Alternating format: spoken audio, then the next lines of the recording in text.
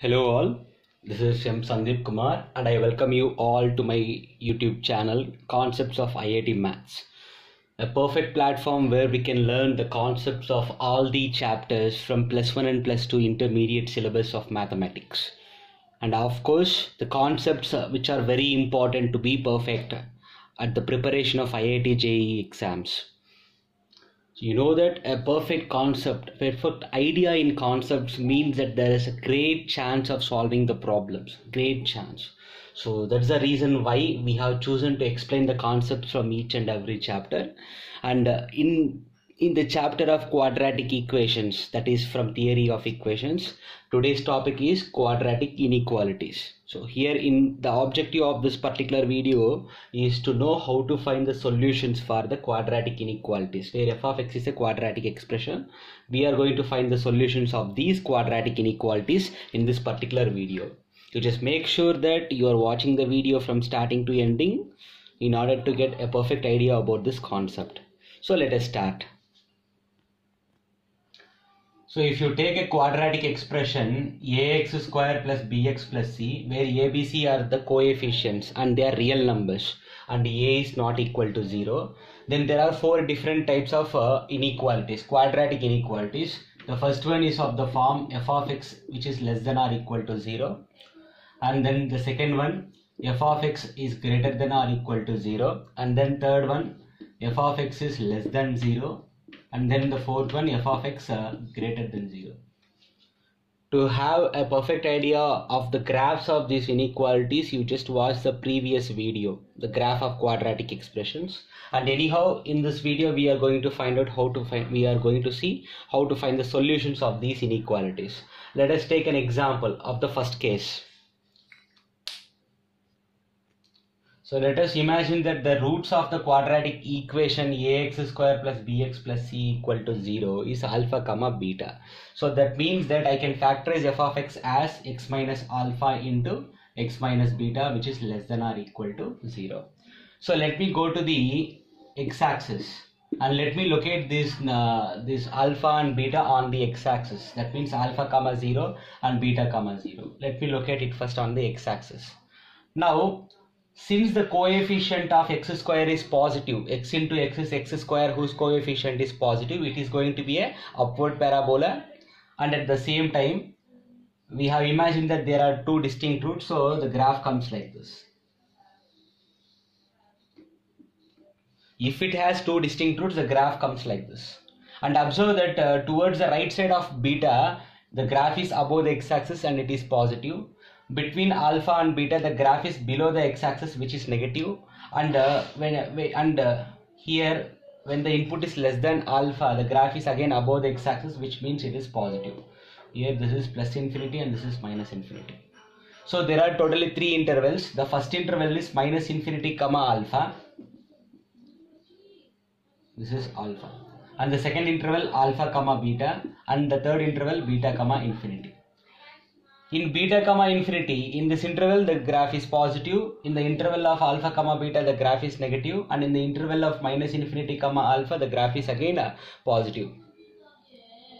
So therefore the solutions of this particular quadratic inequality is what? Since he is asking less than 0 or it can be equal to 0. First, for less than 0 you are supposed to take the numbers between alpha and beta.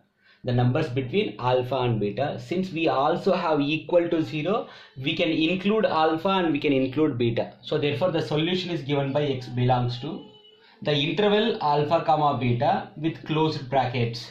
Closed brackets means that x belongs to all the numbers in the interval alpha comma beta. That means x can be any number between alpha and beta along with alpha and beta. It can also be alpha, it can also be beta.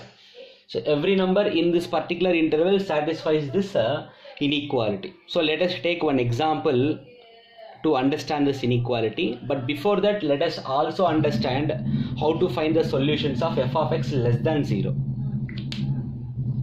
So let us go for the second case, where f of x is just less than 0. We don't have equal to 0. The same way, we will understand the graph in same way itself with only difference. Since equal to is not there here, I am not going to consider alpha and beta in the solutions. So I am not going to consider alpha and beta. So instead of using the closed brackets, I will use open brackets. So therefore the solution of f of x less than 0, where alpha and beta are the roots of f of x equal to 0. Okay, na? So where alpha and beta are the roots of f of x, or alpha and beta are the zeros of f of x. You can think like this. So if it is f of x less than 0, then the solutions are given by x belongs to alpha and beta, where alpha and beta are the zeros of f of x. Let us see two examples based on f of x less than or equal to 0 and f of x less than 0. Let us see two examples to understand this. Here is an example. They told us to solve x square minus 5x plus 6 less than or equal to 0. Solve means you are supposed to find the solutions which satisfy this particular inequality. So if you solve this, we know how to factorize this quadratic polynomial. Factorize it. If you factorize, you'll get x minus 2 into x minus 3 less than or equal to 0. X minus 2 into x minus 3 less than or equal to 0. The zeros of this polynomial x square minus 5x plus 6 is 2, 3, right? So from these two linear factors, we can find out that the zeros are 2, 3. Locate them on the number line. This is plus infinity and this is minus infinity. So x into x is x square. Okay, x square coefficient is 1, which is positive. So it is going to be an upward parabola. So let us draw an upward parabola. So towards the right side of 3, the graph is above x-axis, positive. Between 2 and 3, the graph is below x-axis, negative. And towards the left of 2, the graph is above the x-axis, again it is positive. He is asking x minus 2 into x minus 3 is less than or equal to 0. Less than means negative sign only, na? So you are supposed to consider the interval containing negative sign. That means the interval 2, 3 with what? Closed brackets or open brackets. Since we have equal to sign, we will take closed bracket for 2 and also 3. Therefore the solution is x belongs to the interval 2, 3. Solution is, so it means that all the numbers present in this interval will satisfy this inequality. For example, if you want, you can check it with an example. Let us take a number between 2 and 3. Substitute here in this inequality. For example, you take 5 by 2. Substitute in this inequality. Certainly the answer will be less than 0. So the solution for this inequality is x belongs to closed brackets 2, 3. What if instead of less than or equal to, we have only less than? What if we have only less than 0? So that is the second example. Solve x square minus 5x plus 6 less than 0. Then what happens? Here also less than 0 will come. It means that you are not supposed to consider 2, 3. Because at 2 and at 3, f of x will become equal to 0. Na? Anyhow, equal to 0 is not there. So don't use closed brackets. Instead of that, use open brackets. Open brackets means 2 and 3 are not included in the solution. Yes, I hope you understood how to find out the solution of these two quadratic inequalities. Now let us check out with the remaining two, where f of x is greater than or equal to 0 and f of x is just greater than 0. So now let us go for the inequality where f of x is greater than or equal to 0. That means if you can factorize this quadratic polynomial, and if you get x minus alpha into x minus beta greater than or equal to 0. So let us go to the number line where the zeros of these two polynomials are alpha and beta. I just imagined that alpha is less than beta. Okay, na? So this is plus infinity and this is minus infinity. You know that the coefficient of x square is 1. That means it is going to be an upward parabola. Coefficient of x square is 1. It is an upward parabola. If the coefficient of x square is negative, then we will draw downward parabola and we will approach the same solution. Okay. Anyhow, let us see here.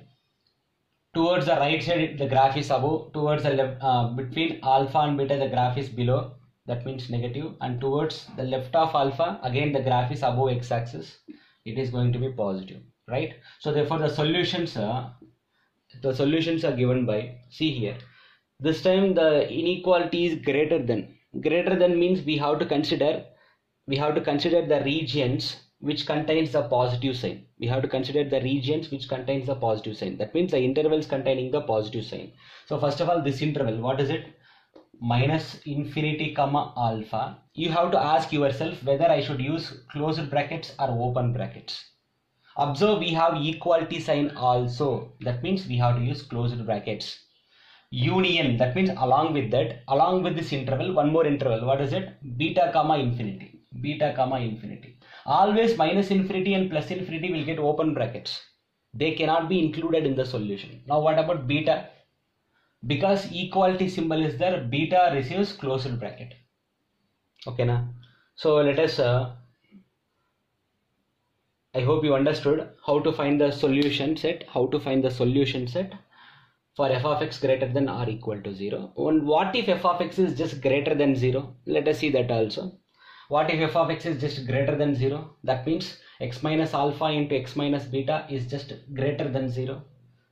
Then what happens? A small modification. We are not going to take alpha and beta in the solution set. So I am going to remove the closed brackets and I am going to keep the open brackets.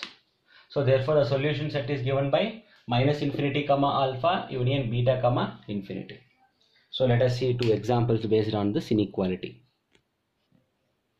Here is a question where the coefficient of x square is negative. I just included this question so as to understand what to do if coefficient of x square is negative, right?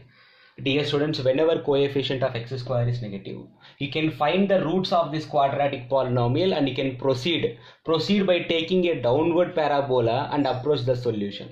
But instead of going like that, what am I going to do is, every time whenever the coefficient of x square is negative, I'll multiply with minus on both sides. If you multiply with minus on both sides, let us see what happens. Minus into minus x square is plus x square, minus into minus x is plus x, and minus into 12 is minus 12. Minus into plus 12 is minus 12. Right side 0 into minus is 0 only, and always remember that whenever we multiply with minus on both sides, the inequality will change, will reverse. That means greater than or equal to will become less than or equal to. So similarly, what if the question is like this? Minus x square minus x plus 12 is less than or equal to 0.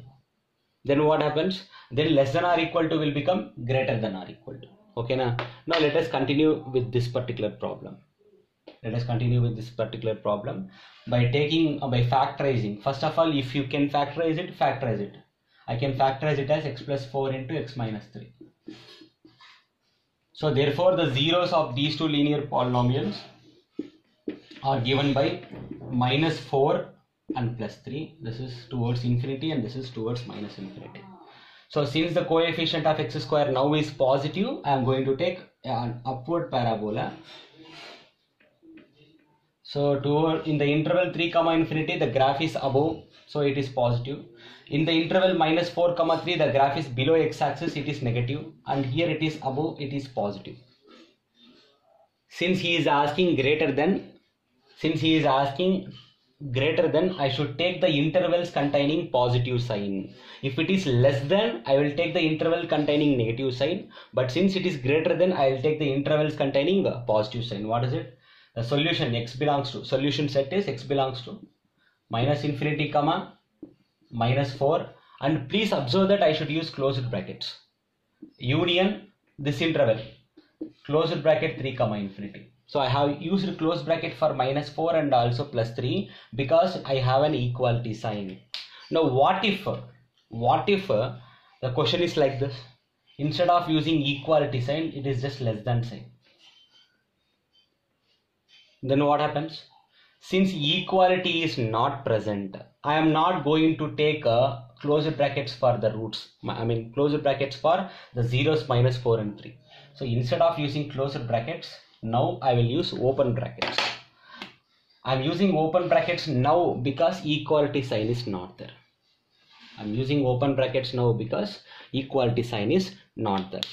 So now let us see a special case that includes modulus sign also, which can be solved using the same concept, right? What is that special case? Now let us see. Those special cases are, the first one, mod x less than or equal to a. What is it? mod x less than or equal to a, and the second case where mod x is just less than a, and third case if mod x is greater than or equal to a, and in the fourth case mod x is just greater than a. I can convert these four cases as quadratic equations. How can we convert it? Let us see the first case. Mod x is less than or equal to a. Do squaring on both sides, and if you do squaring on both sides, I'll get mod x square less than or equal to a square. Whenever square is there, there is no need of modulus. So you can write it as x square less than or equal to a square. Or take a square left side, x square minus a square less than or equal to 0. Using a square minus b square formula, factorize it. You will get x plus a into x minus a less than or equal to 0. Now I can use the previous concept, f of x less than or equal to 0 concept, to find out the solution set here. What is it? By taking the number line where minus a and plus a are present, this is infinity, this is minus infinity. The coefficient of x square is positive, so it is going to be an upward parabola passing through minus a and plus a, plus minus plus. The symbol is less than. I should consider the interval containing minus a and a. So therefore the solution set for this is x belongs to minus a comma a with closed brackets. I have used closed bracket because equality symbol is there. Similarly, what if it is the second case, mod x is just less than a? That means squaring on both sides and getting x square less than a square and x square minus a square less than 0, and this thing is less than 0. In that case, we are not supposed to consider minus a and a in the solution set. So which means instead of using the closed brackets, we are supposed to use open brackets. Therefore x belongs to minus a comma a. Similarly, you can analyze what happens when mod x is greater than or equal to a. The same process, by squaring on both sides and taking a square left side, and by factorizing, and by taking these two zeros on the number line,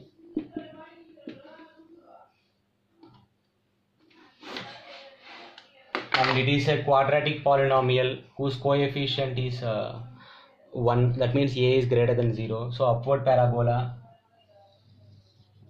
passing through minus a and plus a, plus minus plus.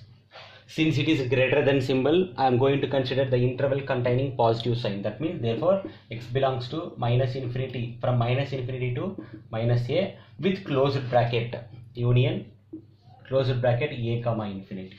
So this is the solution set for this inequality. And what if you know what to do? What if only greater than symbol is there, right? If only greater than symbol is there, what we will do, dear students? Only greater than. Equality is not there now.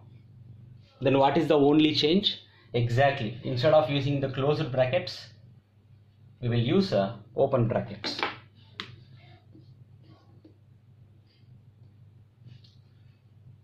So this is how we can find out the solution set for quadratic inequalities. Again, there are four different cases. F of x is greater than or equal to 0, f of x is greater than 0, then f of x is less than or equal to 0, and f of x less than 0. And here in this video we have seen how to find out the solutions of these inequalities. And if you understand this concept, please like the video, subscribe, hit the bell icon, and share it to your friends, all the friends who are interested in learning IIT mathematics with concepts. So, and don't forget to comment and give me your valuable feedback. We'll continue in next class, in the next video. Thank you everyone.